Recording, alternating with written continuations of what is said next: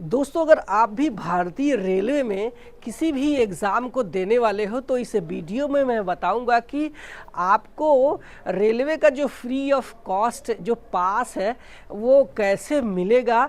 क्योंकि इससे पहले मैंने बताया था तो उसमें बहुत सारे कॉमन क्वेरीज आए थे कि ये इसका मतलब बहुत सारे डाउट्स थे। ठीक है, तो मैं कोशिश ये करूँगा कि इस वीडियो में वो आपके सारे डाउट से क्लियर हो जाने चाहिए।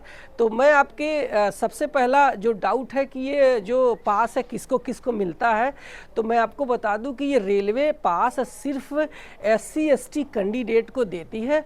बाकी अगर आप किसी भी कैटेगरी में आते हैं, चाहे OBC में आते हैं या फिर EWS में या फिर आप अनरिजर्व में आते हैं, तो आपको ये पास नहीं मिलता है। सिर्फ अगर आप SC ST कैंडिडेट है और आपने जब आप फॉर्म भरा था रेलवे का तो उसमें एक कॉलम था कि क्या आप रेलवे का फ्री पास लेना चाहते हैं, तो आपने यस किया है और साथ में अपने जो कास्ट सर्टिफिकेट अपलोड किए हैं, तो आपको ये पास आपके जो सिटी इंफॉर्मेशन स्लिप है यानी इंटीमेशन स्लिप है उस पे ही प्रिंट होकर के ये पास आ जाता है। अच्छा, ये पास आपके जो नियरेस्ट रेलवे स्टेशन है, जो आपने फॉर्म भरते समय रेलवे का नियरेस्ट रेलवे स्टेशन आपने चुना था, तो उससे आपके जो एग्ज़ाम सेंटर है, जो कि आप देख सकते हैं कि रेलवे के जितने भी एग्ज़ाम हुए हैं, अभी तो फिलहाल ALP के ही एग्ज़ाम हुए हैं, तो उसमें सारे लोगों के जो एग्ज़ाम सेंटर है वो लगभग 100-200 किलोमीटर के दायरे में ही मिले हैं। और ये ज़्यादातर जो गर्ल्स हैं इनको उनके जो परमानेंट एड्रेस है उनके ही 100-150 किलोमीटर के दायरे में ही हमें देखने को मिला है। वहीं कुछ जो बॉयज़ है यानी जो लड़के हैं, इनके जो एग्ज़ाम सेंटर है इनको हज़ार किलोमीटर दूर भी किसी को मिल गया है। तो हो सकता है कि अगर आप टेक्नीशियंस का या फिर आने वाली एग्ज़ाम जो JEE का अभी भी आने वाला है या फिर NTPC का देने वाले हो, तो हो सकता है कि आपके एग्ज़ाम सेंटर को थोड़े दूर भी दिए जा सकते हैं। तो आपको जब फ्री पास मिलता है तो आपको करना क्या है वो मैं बताता हूँ। तो जब आपका एग्ज़ाम डेट हो जाएगा और उस एग्ज़ाम डेट से 10 दिन पहले तक आप सिटी इंटीमेशन स्लिप को जब डाउनलोड करेंगे और आप SC ST कैंडिडेट है, तो आपका जो प्रिंट है वो पास भी प्रिंट होकर के आएगा, जो कि सेकेंड क्लास स्लीपर का पास होता है। ठीक है, तो आपको ये जो है इस सेकेंड क्लास स्लीपर का जो पास है इसको अवेल करने के लिए यानी आपको इसको लेने के लिए यात्रा तो करनी पड़ेगी। कहाँ से कहाँ तक रहता है मैंने बता दिया कि नियरेस्ट रेलवे स्टेशन से आपका जो एग्ज़ाम सेंटर है वहाँ तक जाने के लिए पास रहता है। जैसे मान लीजिए कि आप उत्तर प्रदेश के रहने वाले हैं और आपका जो एग्ज़ाम सेंटर है ये आपको मध्य प्रदेश में दे दिया है यानी भोपाल में दे दिया है, तो आपको जो उत्तर प्रदेश का मान लीजिए आपका जौनपुर ज़िला है और जौनपुर से आपको भोपाल जाना है, तो आपको नियरेस्ट रेलवे स्टेशन जौनपुर से भोपाल तक का ये आपको पास प्रिंट होके आएगा। अब कुछ लोगों का ये सवाल होता है कि सर जौनपुर से यानी मेरा जो स्टेशन था बहुत छोटा स्टेशन था, वहाँ पे ज़्यादा गाड़ियाँ खड़ी होती नहीं हैं, मेल एक्सप्रेस तो बिल्कुल भी खड़ी नहीं होती है, तो मेरा रिजर्वेशन कहाँ से होगा। तो मैं आपकी जानकारी के लिए बताना चाहता हूँ कि जब भी आप छोटा रेलवे स्टेशन से आपने पास लिया है तो आप कोशिश ये करो कि उस रूट में यानी उस रास्ते में जो भी बड़ा स्टेशन पड़ता है उस बड़े स्टेशन से आप रिजर्वेशन कर सकते हैं।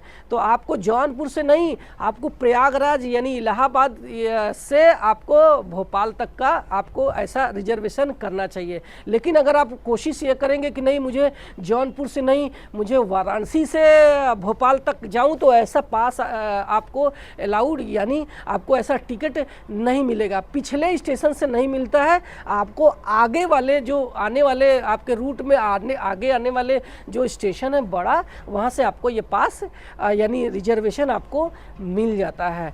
वहीं कुछ लोगों का ये सवाल रहता है कि सर क्या मैं जो पास है उस पे बिना रिजर्वेशन के यात्रा कर सकता हूं?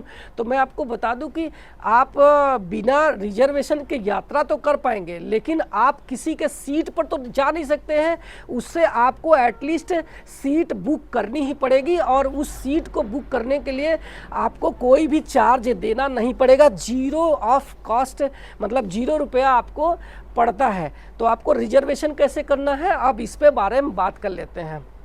तो आप अपने जो सिटी इन्फॉर्मेशन स्लिप है इसको ले करके, इसके साथ में आधार कार्ड, इसके साथ में एक फ़ोटो, इसके साथ में अपनी कास्ट सर्टिफिकेट ले करके आप रेलवे के नियरेस्ट रिजर्वेशन ऑफिस जाएंगे, और वहाँ पे आप उनका एक रिजर्वेशन फॉर्म होता है, उसको आपको भरना है। भरने के बाद आपको उस जो रिजर्वेशन वाले कर्मचारी हैं उनके पास आपको दे देना है, और वो आपको और रिजर्वेशन करके दे देंगे। आपको जाने और आने दोनों का मिलता है। कुछ लोगों का ये भी सवाल रहता है कि सर क्या मैं स्लीपर का पास नहीं मिल, मतलब कंफर्म टिकट नहीं मिल रहा है, तो क्या मैं एसी का पास ले सकता हूँ? तो यहाँ पे मैं बताना चाहता हूँ कि यस, आप एसी का भी पास ले सकते हैं, बशर्ते आपको डिफरेंस भरना पड़ेगा। चलिए इस पे बात करते हैं कि कैसे डिफरेंस भरना है। तो मान लीजिए कि आपको प्रयागराज से भोपाल जाना है, और सेकेंड क्लास स्लीपर का जो फेयर है, जो भाड़ा है, ये सिर्फ 500 रुपये का है। वहीं अगर आप एसी का अगर आप टिकट निकालते हैं तो इसका जो भाड़ा है ये 2000 रुपये है। तो आपका जो सेकेंड क्लास स्लीपर का फेयर का भाड़ा है वो माइनस हो जाएगा, यानी 500 रुपये माइनस करके आप अगर 1500 रुपये टिकट देते हैं, मतलब पैसा दे देते हैं, तो आपको एसी का भी आपको सीट मिल जाएगा आपको अपने एडमिट कार्ड पे। ऐसा आप रिजर्वेशन वाले जो कर्मचारी है उनसे आप आग्रह कर सकते हैं कि स्लीपर में अगर वेटिंग है तो आप मुझे एसी में कंफर्म करके दे दो, मैं डिफरेंस भर देता हूँ 1500 रुपये। मैंने सिर्फ एक उदाहरण दिया 1500 रुपये, ये आपका जो फेयर है वो कुछ भी हो सकता है, इसका आपको डिफरेंस भरना है। ठीक है। अब कुछ लोगों का ये सवाल ही होता है कि सर क्या मैं उस एडमिट कार्ड को बिना रिजर्वेशन के स्लीपर डब्बे में जा सकता हूं? तो मैंने बता दिया है कि स्लीपर डब्बे में अगर आप जा रहे हो तो आप टीटीई से ऑन ड्यूटी परमिशन ले लें, अगर वो खाली रहेगा तो आपको वो ज़रूर दे देगा।